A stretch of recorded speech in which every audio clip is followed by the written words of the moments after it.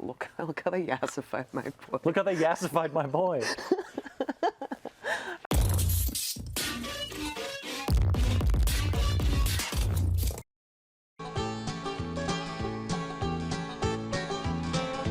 It's been so long since I last felt this way. Hey, everybody. Hey. Viva, episode 134. In the door? Out the door. Well, it's not out the door yet. We just got in. Soon to be out the door. I hope you guys are having a great day. Those of you who came to Olympia yesterday, we hope you had fun. I feel like we That's in our fun. future and your past. Yeah, so I'm sure we had a blast, and you got to see Sun Don't Shine. Maybe we partied. Maybe we partied, or maybe we went to bed. More Either likely. way, I hope that it all went well. Yeah. And I think we had a good time. So thanks for coming out. If you did, we have Crypticon coming up May 1st through 3rd. We're going to have a table set up with some lovely staff there to hang out, sell you cool merch, talk to you about Scarecrow. Exclusive Crypticon only merch. Yeah, so you know it's going to be really cool. We don't have any previews for that Not or anything, not yet, but keep your eyes out. It's fun. It's cool. I haven't been in like probably 5 or 6 years, but it was really fun when I went, and good crowd of people. Lots of cool panels, lots of cool merch. Bring all your dollars. Scarecrow Academy, every Saturday, 2 p.m. Every Saturday, 2 p.m. This season it is the 60s on film, hosted by the great Robert Horton. Robert Horton Heat. The Reverend Robert Horton Heat. Same guy. You notice how you never see him in the same room at the same I time. never have. Let me teach you how to make. Any other business? Well, we've got besides this the big thing. Business? Do you remember when our wall fell down last summer? That's almost a year ago. That's crazy. It was almost a year ago. Probably So- because it took so long to get back up. We saved a bunch of those bricks. We did. And I We knew don't they'd know come if in you know handy. that Scarecrow is named after the Scarecrow from The Wizard of Oz, our founder George Lassio's favorite movie. Anyway, so we saved a bunch of these bricks, and now we've got them for you. We cleaned them up. We made them nice. We painted them gold. We painted them yellow, and we painted Well, a couple. we did have gold golds. ones, and they're gone already. Oh, damn. They Yeah. got swooped. We only had 3 of those. But for a $250 donation, not a membership, a donation, you can have an actual piece of Scarecrow video. It even comes with this signed certificate of authenticity. This is official. There's a gold seal and everything. This is a piece of history. Who knows what's going to happen in the future? And you could say, I still have a piece of the magic. Mm-hmm. 100%. And we only have a limited amount of these. I think we have like 30 of them or something like that. So you might want to get on that right now. Yeah, this will look really cool up in your house, on a shelf. On your house? On your house. Near your house? If you build something using one of our bricks, please let us know. That's kind of cool. I would love that. That'd be Pretty cool. sick. Yeah. Or you could smuggle it onto your local miniature golf course and replace one of the current bricks with this one. Oh, you could do that. I've as just well. got a lot of Yeah, ideas, there's that's a lot- all. I'm an there's a idea lot- guy. There's a lot you can do with that brick, but you need to secure it first. That's $250 as a donation, and own a piece of history, because we don't anticipate this wall falling down again anytime soon. Better not. Should we get into episode 134? Yes. Cool. Let's go. Listen. If you want to see the latest movie releases, why wait up to 2 years for TV? Up to 1 year for cable and satellite? Up to 6 months for pay-per-view. Get down to your local video store. The best place to watch movies is your place. Rent a video now. All right, so we have a special guest, Davis, over here. My coworker works alongside us at Scarecrow Video, and he's here back with another installation of the segment we like to call the Duck Flies at Midnight. The Duck Flies at Midnight. Hey, Davis, what's up? Hi, I'm Davis. I'm a music journalist and a musician. I play gigs around town and out of town, and I'm doing this segment called Duck Flies at Midnight every now and then. And I'm going to talk about, we have an extensive selection of music movies. So much. And I'm going to kind of dip into different things for a little bit, give you an idea of what makes me tick, and figuring out some kind of the wide scope of music in movies. Yeah, it's super awesome because a big part of movies is music. Yeah. And I'm admittedly not super knowledgeable about music stuff, especially about like the music videos that we have in the store. And so I think this is really cool to kind of like dig up and showcase what we have and stuff that people may not have even known that we have. Absolutely. And I love music movies, like especially documentaries about musicians and bands. I will watch a documentary about a band that I can't stand, and it will be like my favorite movie that I watched that week. Yeah. Just to like to humanize some people that I have no interest in their art. So today, I'm going to talk about 2003's Hedwig documentary, which is called Whether You Like It or Not, The Story of Hedwig.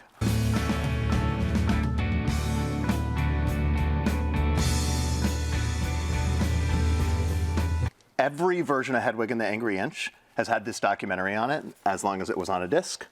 The first time I saw Hedwig and the Angry Inch, I think, was in 2004 on a DVD, and the flip side of the disc had this entire documentary on it, and it's only a few minutes shorter than the actual film. As much as I love Hedwig and the Angry Inch, and as many times as I've watched it, and as important of a movie as it is to me, when I first watched it and I watched the documentary right afterwards, the documentary is what really got me. Basically, John Cameron Mitchell, Hedwig, and the director of Hedwig and the Angry Inch met Stephen Trask, the guitar player, composer who wrote all the songs for the musical, in the early 90s.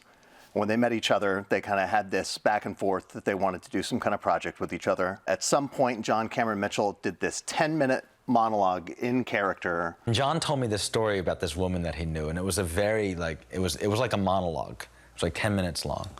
And it was all in the third person. And I was like on the edge of my seat the whole time. He's such a good storyteller. And I said, we should do this character. And they said, hey, we need to kind of get you involved in this. Let's try to find a way to make this happen. And Stephen Trask was in a band called The Cheaters, or Cheaters, I think. And they had just started a gig at a drag bar in downtown New York. At this place, Don Hills, and they're having a new club called Squeezebox.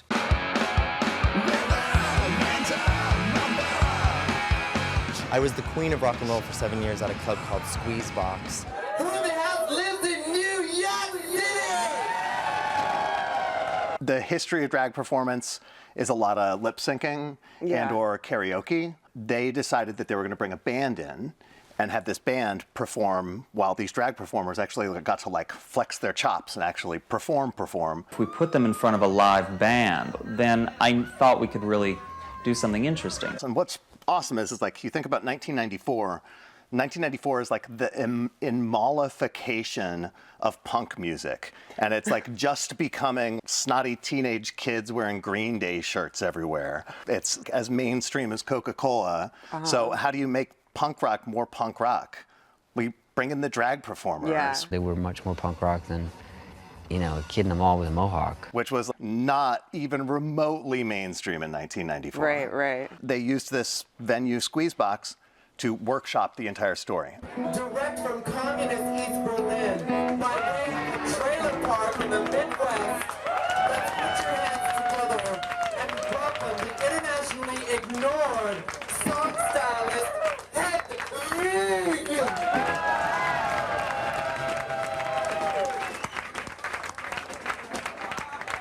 And the first time they performed, it was kind of in the tradition of drag, which is that John Cameron Mitchell went on stage in drag as Hedwig and worked on all of these different songs that weren't really songs. So his first time he gets on stage and says his entire speech about, I'm the new Berlin Wall, you can't tear me down, only the music that the band is playing is Oh Well by Fleetwood Mac. And during the course of the entire performance, he's basically performing different songs that aren't the real song. Yeah. Until they get to the very end, and then they play Origin of Love at the end.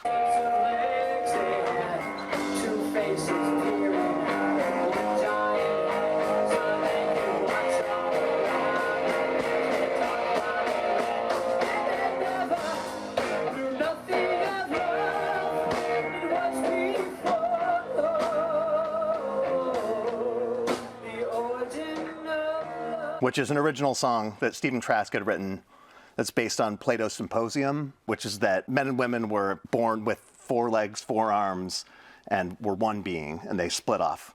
And John Cameron Mitchell globbed onto that and said, this is what I want Hedwig to be about. It's about being 2 sides of the same coin and about kind of gender blurring. This is the first time it's been performed.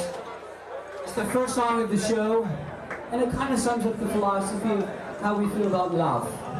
The documentary kind of gets into everything about from the very beginning. There's like camcorder footage from 1994 from the first performance of Hedwig all the way through them finding a hotel ballroom. So I walked up and down the river, and this is the only hotel left on the river.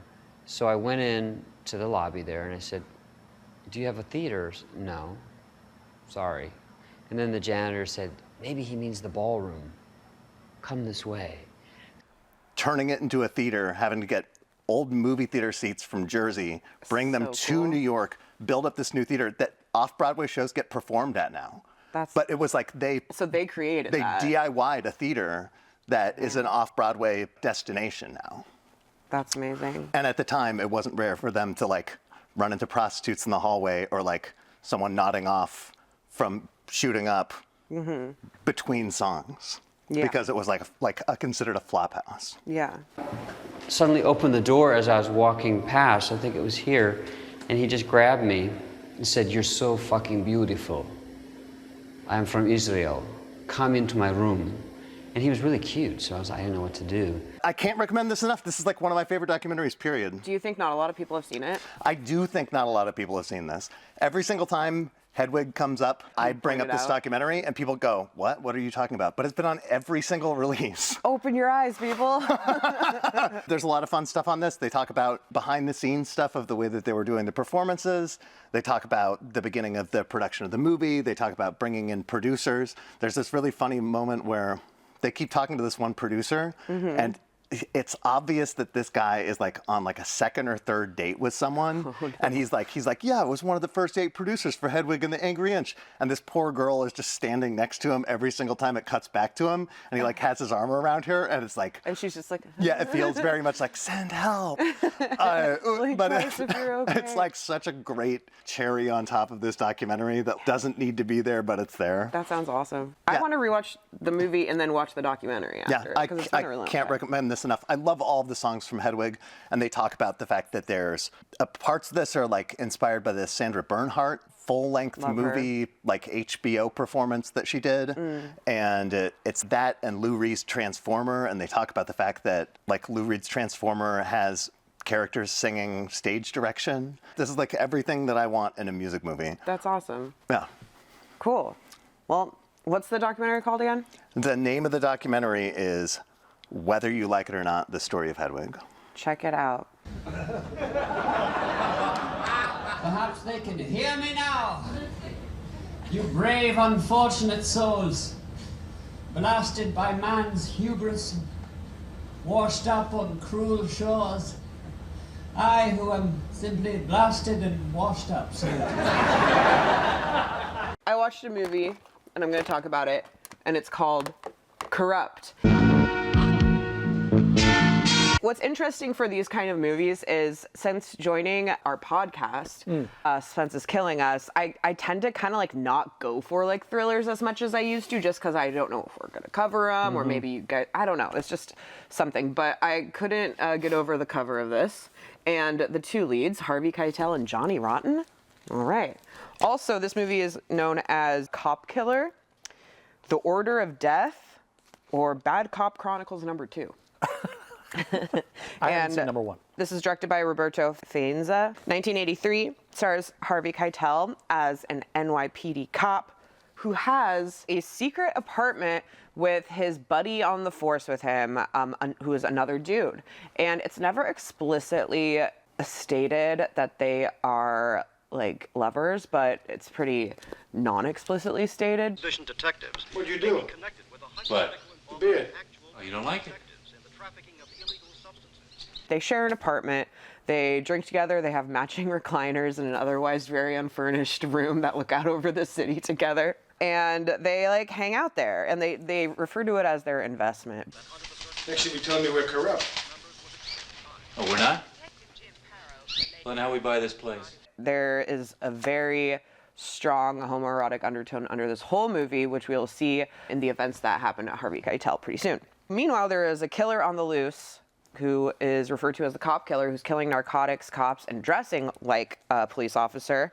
And Harvey Keitel is being stalked by a weirdo played by Johnny Rotten, whose real name is John Lydon, in his, I think, his only like movie narrative film role. He is a little freak, obviously, and he's stalking Harvey Keitel and recording like journals. It's just as I hoped. His real name is Fred O'Connor. He lives in Brooklyn. He has a secret apartment with another cop. There's something gentle about him. So there's this like odd obsession. Who knows if it's like sexual or something else, but he's being stalked by him. And they end up confronting each other. And Keitel basically kidnaps Johnny Rotten and keeps him in his apartment after his maybe lover moves out to go try to fix things with his wife. And he keeps Johnny Rotten kidnapped in like the bathroom and basically just like tortures him and beats him up all the time. And there's this weird power dynamic that ebbs and flows throughout the whole thing. Johnny Rotten claims he is the cop killer, and Harvey Keitel's like, you are a skinny little wisp of a man. Like, how could you be this guy that's killing all these cops? Maybe it wasn't me. Maybe it was the other part of me. Bullshit. And we don't really know if he's telling the truth or if he's just making crazy claims. And at one point, there's like a weird period of time where they're just kind of like domestic partners, and then the tables flip and Johnny Rotten has all the power.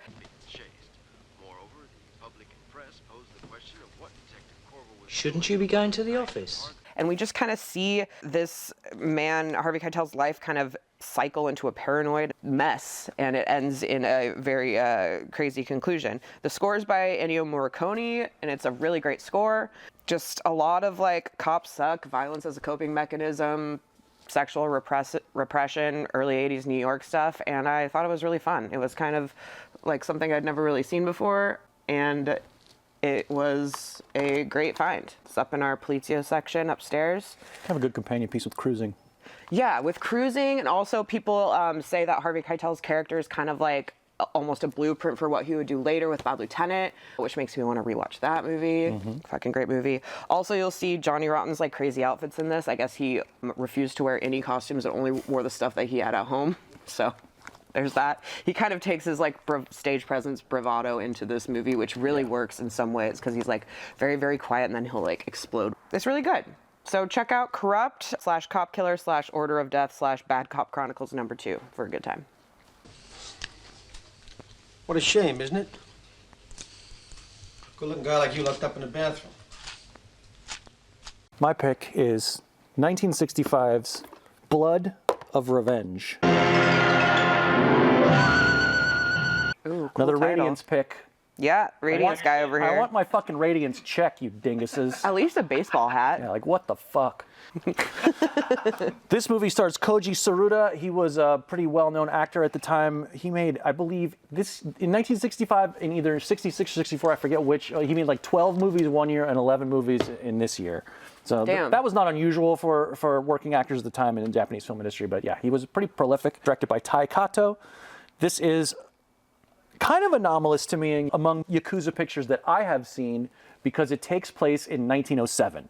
Ooh. Rather than in the 50s, 60s, or 70s. And it's important when you watch this movie to remember that like our idea of the Yakuza, especially in this time period, is not really analogous to like the way that they're portrayed. Like the cool, sexy Yakuza. Yeah, or like basically the mafia of Japan. It was different in this time where there were groups of men that were associated with business owners and sort of acting like security and advisors and financing for these businesses. And so like it was not strictly legitimate. A lot of times the businesses themselves were legitimate businesses and the Yakuza were like the muscle. In any case, the main character, Asajiro, he is the right-hand man for his boss who runs a concrete company or cement company.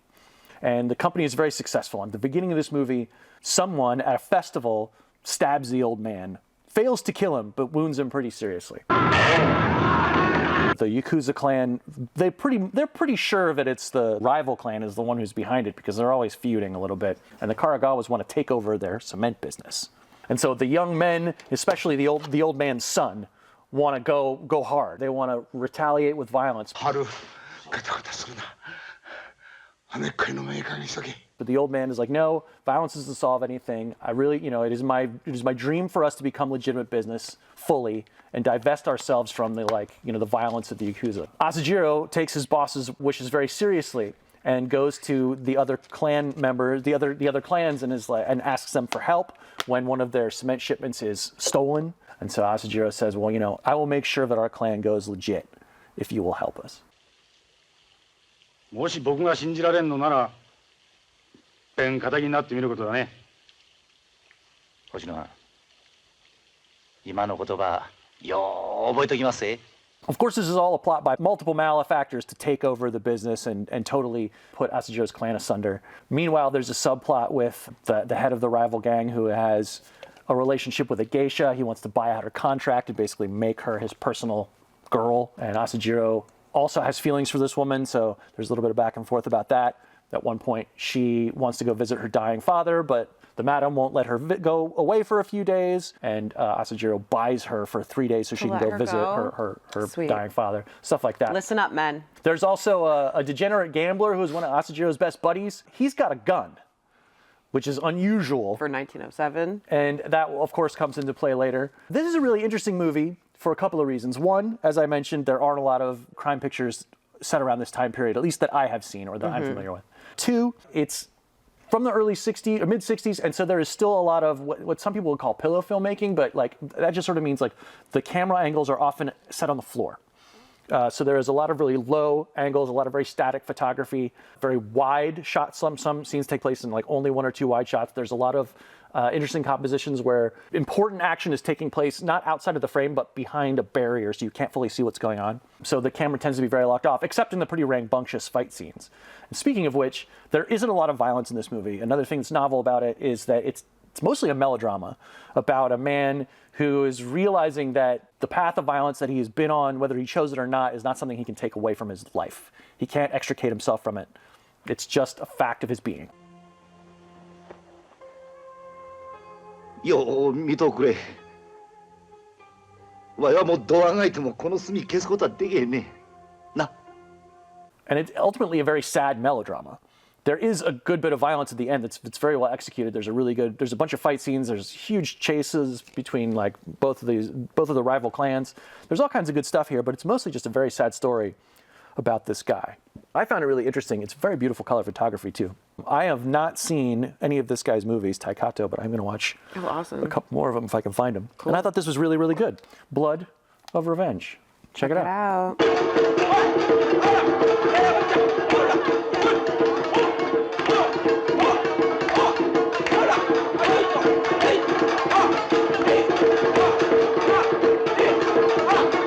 $134 finally now out the door. Finally, we are out the door on 134, and what an awesome episode. Lots of good picks for you of all sorts, for every mood and every kind of person.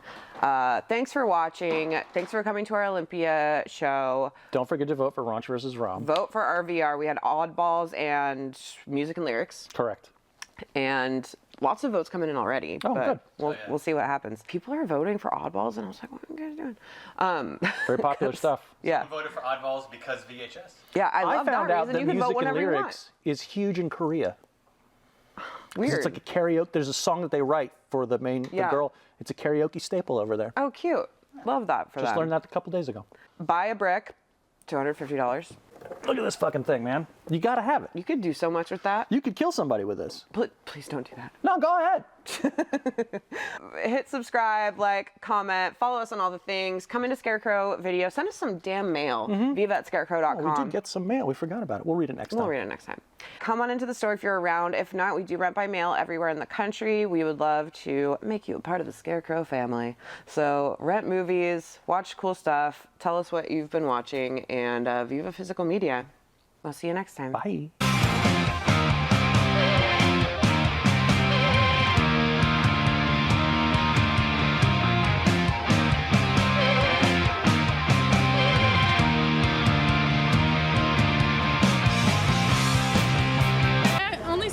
4 times. We only had the pleasure of seeing it 6 times. 25 times. I saw Hedwig and the Angry Inch 68 times. 100 even. At least 300 times. 400 some odd times. 425 times, 400 just in New York alone. How many times did you see the show? I saw it once.